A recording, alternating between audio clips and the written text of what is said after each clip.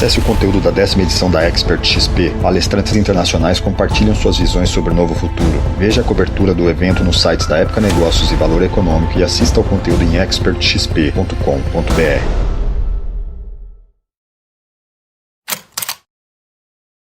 Um imposto com uma alíquota pequenininha, 0,20, sobre, por exemplo, comércio eletrônico, tem uma capacidade de arrecadação bastante importante e está crescendo. O comércio digital está crescendo no mundo inteiro. Essa base nova é exatamente para permitir você trabalhar a desoneração da folha de pagamentos, por exemplo, ou trabalhar com o IVA mais baixo, ou trabalhar com o imposto de renda mais baixo.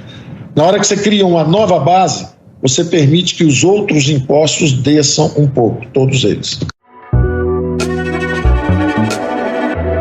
Nesta terça-feira, o ministro da Economia, Paulo Guedes, deve apresentar ao Congresso Nacional a primeira etapa da proposta do governo para a reforma tributária.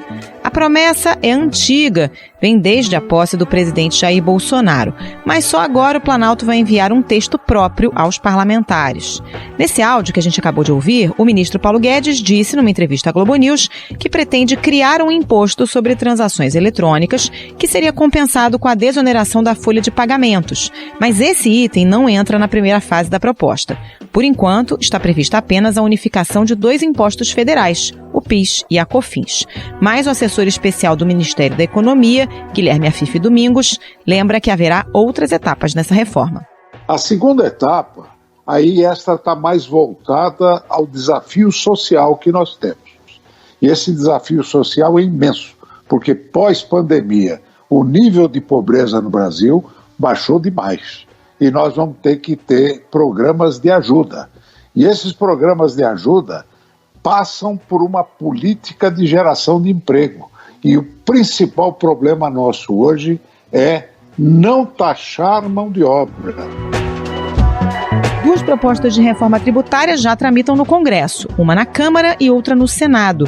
Uma comissão mista foi criada em fevereiro para tratar desse assunto. Segundo o presidente da Câmara, Rodrigo Maia, a tendência é que a proposta do governo seja anexada aos textos que já estão sendo debatidos.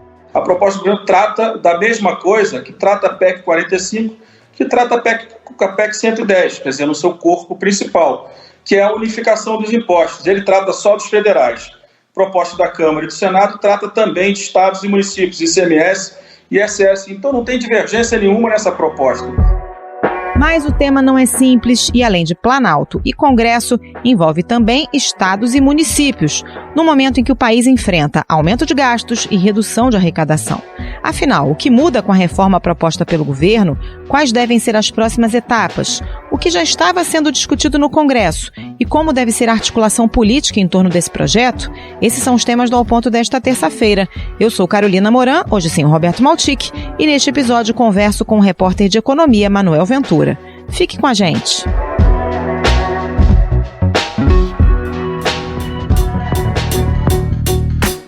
Manuel Ventura, o que é que o ministro Paulo Guedes deve apresentar nessa terça-feira ao Congresso? Carol, o ministro Paulo Guedes deve ir pessoalmente à residência oficial do presidente do Senado, Davi Alcolumbre, apresentar a primeira fase da reforma tributária do governo federal. O governo federal vai apresentar apenas uma parte do que ele quer do todo da reforma tributária, que é a unificação de 2 importantes tributos federais, o PIS e a COFINS. O ministro Paulo Guedes quer unificar o PIS e a COFINS num único imposto chamado de contribuição sobre bens e serviços, que deve ter aí uma alíquota de 12% unificando esses 2 impostos. A primeira parte vai trazer uma mudança apenas em impostos federais para criar a CBS, Contribuição sobre Bens e Serviços, que vai substituir PIS, PASEP e COFINS. O governo garante que não há aumento de carga tributária. É só a primeira fase da reforma tributária. O ministro Paulo Guedes quer apresentar as outras fases da reforma nas próximas semanas, nos próximos meses. E o que representa essa primeira fase? Unificação do PIS e da COFINS? É uma mudança mais para o setor industrial? O que muda na prática? Mudança importante para o setor industrial. O setor industrial é muito a favor dessa mudança porque reduz muito os custos de burocracia com imposto. São 2 impostos, então muitas empresas têm muitos departamentos, tem um departamento grande para cuidar apenas desses impostos. é um sistema complexo de tributação, tem vários tipos de tributação, então na hora que você unifica num só sistema tributário, isso facilita muito a vida das empresas, principalmente das empresas do setor produtivo. Agora, das empresas do setor de serviços, essa proposta ela é polêmica porque ela aumenta os custos do setor de serviços na medida em que a principal custo do setor de serviços é a mão de obra. E para a gente entender por que isso aumenta o custo do setor de serviços, ocorre o seguinte: a unificação do PIS/COFINS ela vai gerar para a indústria, gera um crédito que essa indústria vai trocar por outro imposto. Então, por isso que vai ficar mais barato para o setor da indústria. Mas para o setor de serviços tem como principal custo a mão de obra. Mão de obra não gera crédito tributário. Então, na hora, é como se o setor de serviços fosse todo tributado e não conseguisse compensar esse tributo no lugar que o setor produtivo, a indústria principalmente, consegue ser tributada, mas consegue compensar um pouco esse imposto. Então, essa é uma polêmica dessa proposta de unificação de dois tributos é essa. E a princípio não teria nenhum mecanismo, então, de compensação para o setor de serviços, pelo que a gente sabe até agora, Manuel? Neste momento não, né? Neste momento não. O ministro Paulo Guedes tem falado já há algum tempo, os seus auxiliares principais têm falado que a reforma tributária do governo federal vai ser apresentada em etapas. E uma dessas etapas da reforma tributária do governo federal é tentar reduzir os impostos sobre a folha de pagamento das empresas, reduzir os impostos cobrados sobre os funcionários das empresas. Associações que reúnem representantes dos setores que mais empregam no Brasil afirmam que a desoneração na folha de pagamento é fundamental. Só o setor de transportes, por exemplo, fechou 56 mil postos de trabalho entre março e maio deste ano. E essa seria uma forma que o ministro vê de compensar essa alta do imposto pelo lado do novo imposto. É uma forma que o ministro quer, só que ele vai apresentar isso apenas depois. Ele não deu data, não deu prazo para apresentar esse novo, uma proposta de desonerar, né, de reduzir os impostos sobre a folha de pagamento e portanto, deixar a contratação mais barata.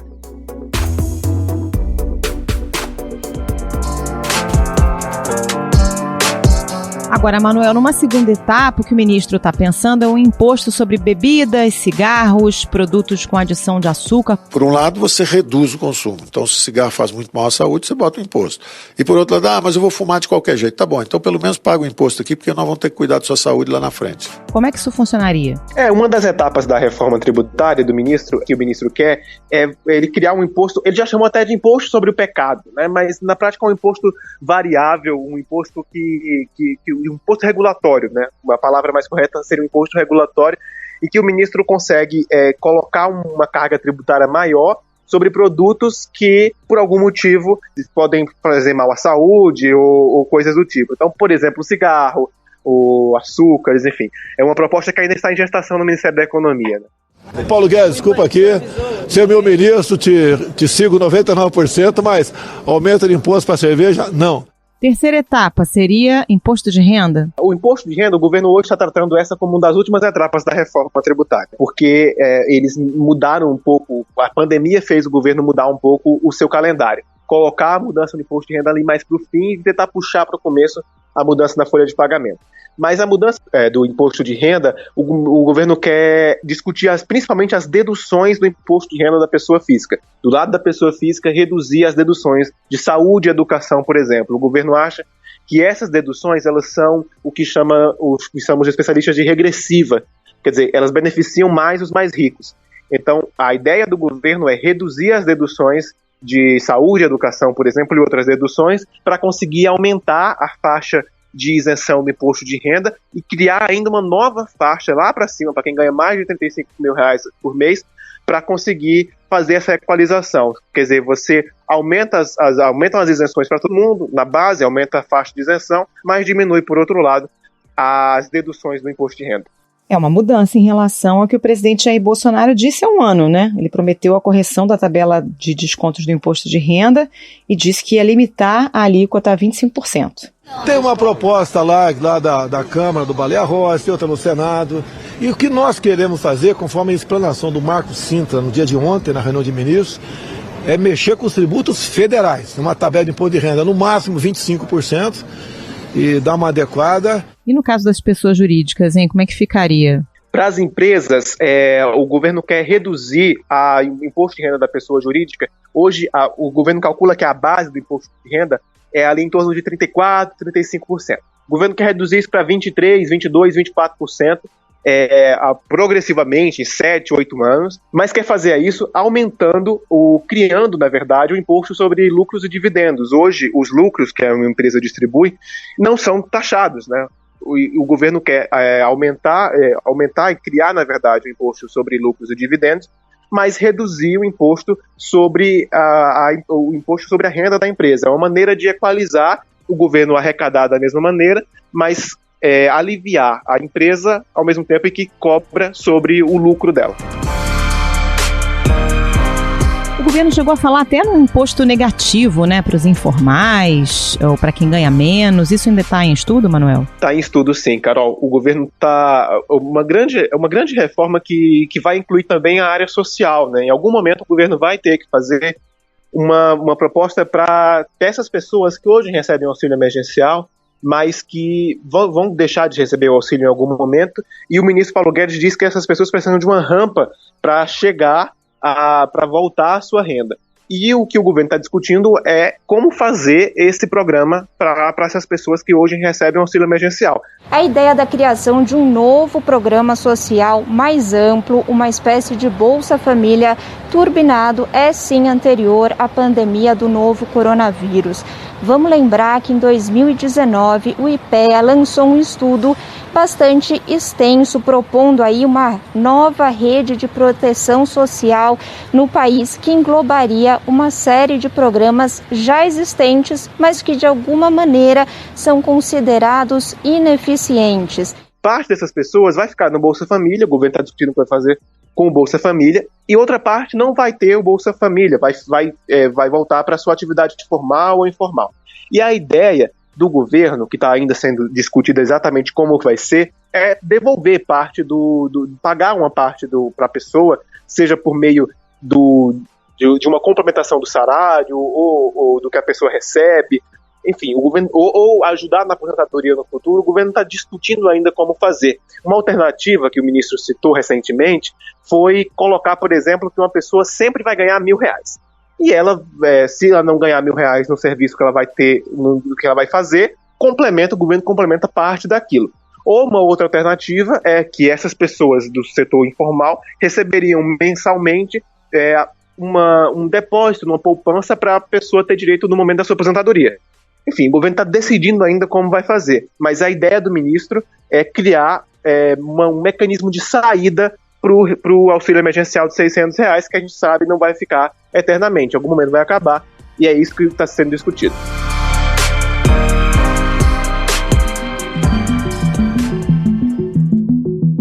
Bom, e aí chegamos a um dos pontos mais polêmicos, que é algum tipo de imposto sobre transações eletrônicas. O ministro Paulo Guedes já tocou nesse assunto algumas vezes, depois esse assunto voltou atrás, já tivemos até demissões no governo, né, de servidores que defenderam algum imposto nos moldes da CPMF. O que está sendo discutido agora? Exatamente, o ex-secretário da Receita Federal, Marcos Cintra, foi demitido depois que defendeu e depois de apresentar uma proposta muito parecida com o que está sendo discutido agora. O presidente em exercício, Hamilton Mourão, disse que o fato de que a discussão ter ficado pública demais acabou desagradando o presidente Bolsonaro.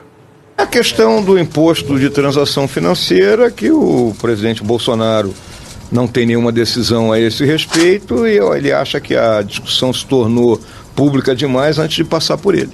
Que é criar um imposto sobre pagamentos eletrônicos, sobre transações eletrônicas, sobre comércio eletrônico, por exemplo, ou sobre transações feitas exclusivamente na internet, um imposto que seria de 0,2% a 0,4% sobre essas transações. Isso está sendo discutido no governo como uma maneira de reduzir os impostos sobre a folha de pagamento das empresas. O Ministério da Economia acha que o imposto sobre a folha ele é mais perverso, nas palavras do ministro Paulo Guedes, ele é mais oneroso para as empresas e que seria melhor tirar esse imposto sobre a folha de pagamento e colocar o imposto, que o ministro disse que é pequeno, sobre pagamentos eletrônicos. Qual é o tamanho desse imposto? O que é que esse imposto vai atingir? Vai atingir transações, por exemplo, um TED, um DOC? Vai atingir um pagamento de um boleto? Vai ser apenas para compras online? Vai ser para pagamentos de serviço pela internet? Isso o Ministério da Economia até agora não explicou. Isso até agora está sendo discutido, o governo não sabe. Tem gente no Ministério da Economia, alguns técnicos, que acham que tem que ser sobre a maior base possível, inclusive sobre DOC, TED, sobre sistema financeiro, ou seja, sobre compra e venda de ações.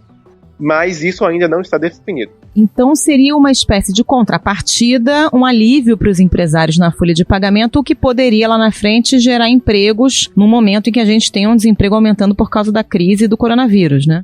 Em apenas uma semana, 675 mil brasileiros perderam o emprego. Esse aumento foi registrado entre a terceira e a quarta semana de junho, quando chegamos a 12 milhões e 400 mil desempregados. Exatamente. Foi inclusive por isso que essa discussão voltou agora. Essa discussão voltou a ser acelerada agora, porque o governo sabe que vai ser preciso fomentar a criação de empregos, sabe que vai ser preciso deixar a contratação de emprego das pessoas com carteira assinada bem mais barata do que é hoje. E uma maneira de fazer isso na avaliação do governo é desonerando a folha de pagamento. Para isso, porém, é preciso ter uma compensação. O imposto sobre a folha é muito importante para bancar a Previdência Social. E aí você trocaria, fazer uma compensação entre a folha de pagamento e o imposto novo, imposto sobre pagamentos. Mas é engraçado, é importante pontuar que o governo, ao mesmo tempo que o governo sabe que é necessário reduzir o imposto sobre a folha de pagamento, o governo vetou a desoneração para 17 setores, que são justamente os setores que mais empregam. Esse veto está em discussão pelo Congresso Nacional. Funcionários de empresas como call center, comunicação, calçados, transporte, construção civil, por exemplo, podem perder os empregos. Esse foi o alerta feito por associações ligadas aos 17 setores prejudicados com o veto presidencial, que barrou a prorrogação da desoneração sobre a folha de pagamento. Pois é, a justificativa do governo foi qual para vetar essa prorrogação? O governo disse que a proposta aprovada na Câmara e no Senado, no Congresso, portanto, ela é inconstitucional por questões orçamentárias e financeiras e que é preciso haver uma desoneração mais ampla para todo mundo. O governo, inclusive, diz que isso vai ter que ser discutido na reforma tributária. Ocorre que a reforma tributária que vai ser apresentada nessa terça-feira não vai tratar a desoneração da folha. Muito pelo contrário, vai onerar esses setores que mais empregam, que são justamente os setores que o governo vetou a desoneração da folha. Quer dizer, há um problema no discurso do governo, no momento que o governo fala em que tem que discutir a redução dos impostos sobre a folha de pagamento para todas as empresas e não apresenta essa proposta concretamente. A gente tem umas discussões feitas, muitos bastidores ainda. Não tem ninguém do governo ainda chegando e falando, vamos apresentar dessa forma a partir do dia tal. Isso não está sendo feito. E é uma discussão que vai longe ainda no Congresso. Pois é, e foram muitas idas e vindas, né, Manuel? Porque o ministro Paulo Guedes fala em reforma tributária desde antes até de tomar posse, né? Uma das prioridades do governo. Mas essa proposta nunca foi enviada para o Congresso até agora. E o que está sendo enviado agora nessa terça-feira é um início, né? Um começo ainda muito tímido de uma reforma mais ampla. O ministro Paulo Guedes fala que seria a reforma, as reformas prioritárias da reforma tributária, isso todo mundo sabe, isso é discutido há muito tempo. Agora, o ministro, desde o ano passado, quando ele começou a dar palestras e falar com jornalistas, ele falava que a reforma tributária ia ser enviada na semana que vem. Já há mais de um ano que a reforma tributária ia ser enviada na semana que vem. Parece que finalmente a semana que vem chegou. Só que é uma reforma muito tímida ainda diante da necessidade que tem de desburocratizar, de reduzir os custos para as empresas e para as pessoas. Enfim, é uma reforma ainda muito pequena do que o governo pretenderia fazer. E uma explicação que o governo está dando para por que só enviar uma reforma desse tamanho agora é para demonstrar boa vontade junto ao Congresso Nacional. Eu lembro que tem propostas de reforma tributária sendo discutidas na Câmara e no Senado. E são propostas muito amplas, muito mais amplas do que essa proposta que o governo vai apresentar nessa terça. Quer dizer, o governo está chegando atrasado um pouco nessa discussão e com uma proposta, um projeto ainda um pouco tímido diante da discussão que está sendo feita já no Congresso Nacional há mais de um ano. E aí, como é que o Congresso recebe essa proposta? Tem chance da proposta do governo ser reunida com outras propostas que já estão tramitando na Câmara, no Senado? Pode ser um pacote maior aí, dependendo de negociação com os líderes partidários? A ideia é que essa proposta do governo seja justamente anexada apenas à proposta da Câmara e do Senado. Nos últimos dias houve uma outra divergência entre as duas casas, porque cada uma tem seu texto, foi montada uma comissão mista, só que a pandemia travou as discussões na comissão mista. Agora, tanto o presidente da Câmara quanto o presidente do Senado, o presidente da Câmara, Rodrigo Maia, do Senado, Davi Alcolumbre, querem voltar com essas discussões. Os deputados voltaram a tratar hoje da reforma tributária. A última reunião na Câmara sobre o tema tinha sido em dezembro. E é isso que está sendo discutido. Agora, vamos voltar por onde? Vai ser pela Câmara? Vai ser pelo Senado? Para onde que a proposta do governo vai entrar? Tudo isso ainda vai ser alvo de discussões com líderes, provavelmente na reunião desta terça-feira que o ministro Paulo Guedes vai ter com os líderes partidários, com os deputados e senadores para discutir a reforma tributária, isso seja definido.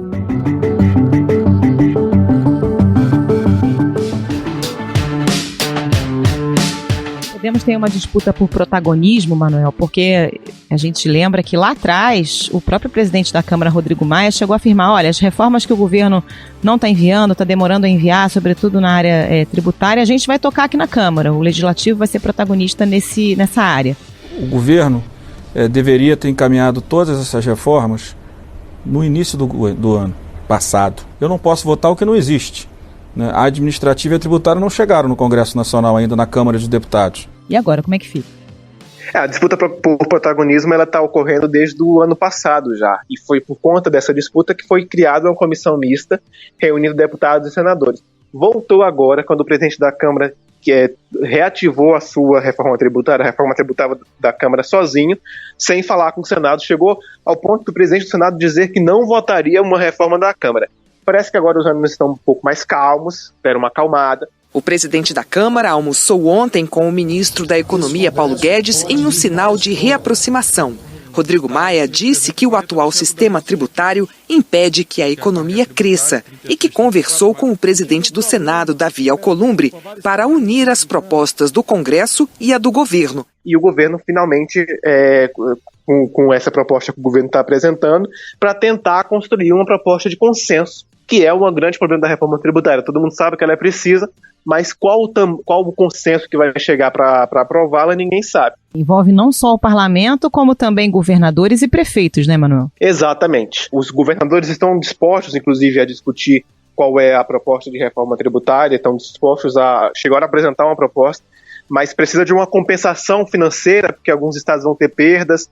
Os municípios maiores também, a proposta da Câmara, por exemplo, é ruim para os municípios médios e grandes, porque acaba reduzindo a arrecadação deles, segundo alguns especialistas. Ou seja, tudo isso inclui, coloca na discussão, não é uma discussão apenas federal, é uma discussão de todos os entes federativos, de todos os municípios, de todos os estados, um conjunto importante de interesses legítimos, claro, de todos os lados. Então, é uma proposta que esbarra em muitas discussões, não só técnicas, mas também de protagonismo, de interesse de arrecadação dos estados. Afinal de contas, se você calibra, eu ouvi isso de um técnico do Ministério da Economia um dia desse, se você calibra o imposto errado, você pode quebrar o Estado brasileiro. Quer dizer, se a União vai receber menos do que ela precisa receber, é uma discussão muito técnica, mas também muito de interesses ali na votação. Resumidamente, o que está tramitando na Câmara e no Senado, hein, Manuel? Dá para apontar assim, alguns principais pontos? Olha, a proposta da Câmara, ele cria um imposto para substituir 5 impostos federais e estaduais: o IPI, o PIS, a COFINS, o ICMS e o ISS. Já a proposta do Senado cria um novo imposto também, mas reunindo muito mais impostos, 9 impostos ao todo. Os parlamentares discutem 2 projetos. Uma proposta da Câmara que substitui 3 impostos federais, um estadual e um municipal, pelo Imposto sobre Bens e Serviços. E uma proposta do Senado que extingue 7 impostos federais, um estadual e um municipal. Cria um imposto estadual agregado sobre operações sobre bens e serviços e também um tributo seletivo federal sobre itens como combustíveis e energia elétrica. Mas o conceito é muito parecido, é unificar tributos para deixar o sistema tributário brasileiro menos burocrático, menos difícil de entender, o que o ministro Paulo Guedes chama de manicômio tributário. A ideia das 2 propostas é reduzir esse manicômio. Como que vai chegar lá? Aí essa divergência. A proposta da Câmara reúne 5 impostos, a proposta do Senado reúne 9, mas tem diferenças de alíquota, diferença do que é que vai abranger, enfim, tem umas questões aí importantes de quem é que vai sair ganhando e vai sair perdendo nessa história. Uma discussão longa e espinhosa num país que tem pressa, né, Manuel? Porque a pandemia tornou tudo isso mais urgente, né? Com gastos maiores do governo e toda a redução de atividade econômica, essa reforma se tornou prioridade, né? Se tornou prioridade para o governo e também para as empresas. As empresas precisam ter um alívio na produção, tem que melhorar a sua produtividade, tem que deixar esse sistema mais fácil de lidar. Enfim, tem que melhorar a produtividade do país e, ao mesmo tempo, o governo não está, nesse momento, podendo perder dinheiro. Então, sempre há um problema, um risco e um temor de especialistas de que o governo acabe aumentando a carga tributária para compensar esses gastos da pandemia. A arrecadação do governo federal em abril ficou em pouco mais de 101 bilhões de reais. Uma queda real, ou seja, já descontada a inflação, de quase 30% em relação ao mesmo período do ano passado. Foi o pior resultado para o mês dos últimos 14 anos. Quer dizer, é uma prioridade para o governo, é uma prioridade para as empresas, é uma prioridade para todo mundo. Agora, quando que isso vai ser votado de fato, isso ainda é segredo, é mistério ainda. Manuel Ventura, muito obrigada pela participação. Bom trabalho para você. Obrigado.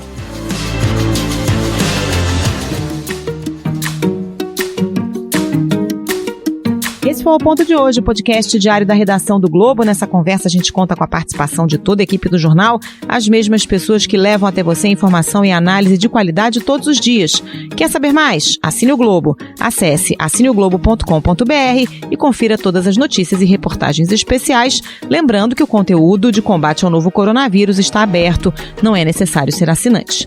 A edição deste episódio foi do João Guilherme Lacerda. Até mais.